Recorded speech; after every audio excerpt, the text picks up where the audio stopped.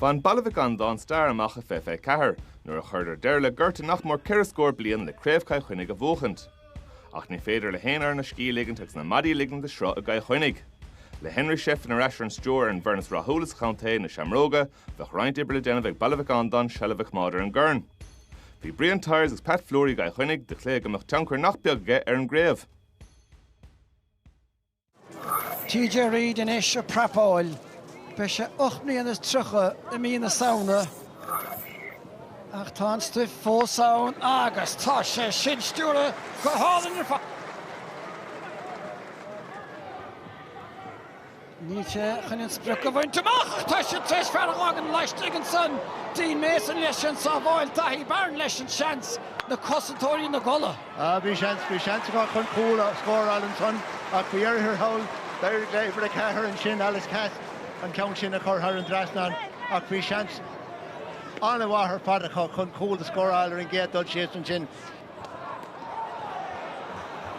Nes mar sin orthe leis go deas grein better chumán Colm Tracy. Tá uach scolála dianta ga Colm an neachtan son ar chuma trénach a techan cínta Luke Canellan sin scored an Scaharson.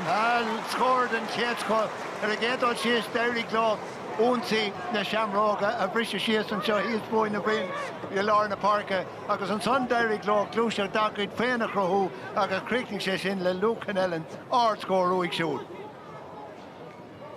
Buaicphointí roard and son a reached. Tá an Hummerside nu an Crinnis Passala achas teach leis a búca. Ó sa hiún siar a get TJ Reid which I mean níl not díla me hechlé. Na creating sin go húnta ar fad Hannig sé seach an pass live sin a gear amach. Killian Cochran, good task. Go honey as a Brian Cody. He make two offense bad again long to say Mark unspeakable I'm show. Adrian Mullen at a talov, block out to the deal and suddenly get Luke Canellan. Nishmas fell she ordach. Ta Conger chuna chuil get sauce le Colleen like a shin count fear hoch. Buaicphointí get shoot Lord of Richie Reid on sheer vi mish nacha testáil. Vi an bail an gnoch sé chat on a cool and sudden. After the channel the vi testáil Paddy Mullininish. Is techan so Larsley Killian Cochran. Artis Bontas took a get Killian Choma. Machan sa at a Glihan which is shin fada galore Tog Dain again Liam Barron.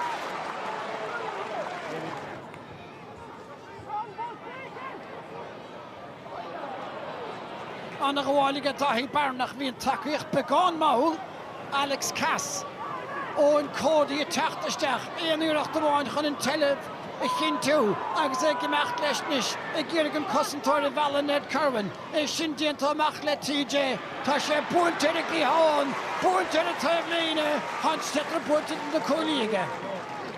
Well bhí idir gobar gob an áiríre an chiadla fad ach cléach ló chúrsaí in is sa tarna le agus Gíreile agus ráich an beidir aimse gas the Shamróga. Reid a rééis tá sé scaoilte harisisteach aige Bob Buaicphointí Peter Canellan tras an bháide seans gan naid seartáil tá tinne chreacana. Tá gan dát pechar sin agus a ríis na passan a tóiste agus iad go léir Harveh Crean ar fad trasna an cúil an sin ó TJ ba nail seartáil.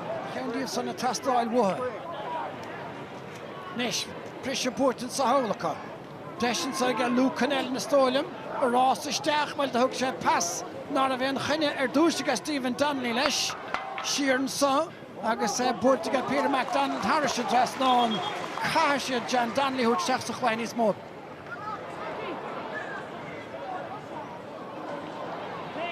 Nis Marie of Daithí Barn Easter le siúd Joey Holden an bouta tá cool stop a get gachtainne Selina Lán Chúil to chud na Shamróga. Agad out mar a dúras hena féin nearby lá cúil a ligant isteach agus ní dóilm go bhfuil siad chun cúil a ghéal a chirí. Machan sa go lár na Páirce Conor Phelan díreach take isteach siarn sagad í lecht na himar a Brian Cody agus tá brat eile fós. Agus tá na Shamróga Buaicphointí Ballyhale agus Chluiche Teis cáiliúdach le cearh leithleanis na críomhann a Kilkenny Brian Cody lech na himara agus tá bheartdianta. An bheartdianta gas a Shamrocks go díal ar deir hir. Héna féadó cosúd, náid sédíog I get Baile Mhic Andáin.